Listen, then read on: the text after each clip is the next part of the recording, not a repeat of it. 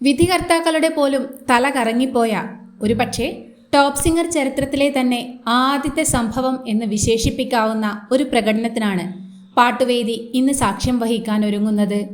മുറിമീശയും വെച്ച് Charlie Chaplin സ്റ്റൈലിലെത്തുന്ന കുരുന്ന് ഗായിക പാടാനായി തിരഞ്ഞെടുത്ത ഗാനം ഒരുപക്ഷെ ടോപ്പ് സിംഗർ വേദിയിൽ ആദ്യമായിട്ടാവണം അവതരിപ്പിക്കപ്പെടുന്നത്.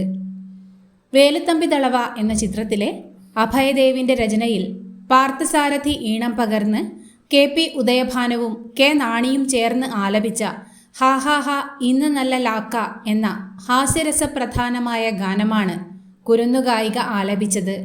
മട്ടനുണ്ട്, മുട്ടയുണ്ട്, റൊട്ടിയുണ്ട്, ബോട്ടിലുണ്ട്, ചിക്കനുണ്ട് തുടങ്ങി ഗാനത്തിലെ വരികളിലെ ഭക്ഷണപദാർത്ഥങ്ങളുടെ അവസാനിക്കാത്ത ലിസ്റ്റ് കേട്ട് കൊതിമൂത്ത് വിധികർത്താക്കളുടെ വരെ തല കറങ്ങിപ്പോവുകയാണ്. രസകരവും ചടുലവുമായ ഗാനത്തിൻ്റെ പ്രകടനം മതിമറന്ന് ആസ്വദിച്ചുകൊണ്ടാണ് വിധികർത്താക്കൾ വരവേറ്റത്. സനികയാണ് റോക്കിംഗ് പെർഫോമൻസ് എന്ന് വിധികർത്താക്കൾ ഒരേ സ്വരത്തിൽ വിലയിരുത്തിയ പ്രകടനത്തിലൂടെ പാട്ടുവേദിയെ ഇളക്കി മറിച്ചത്.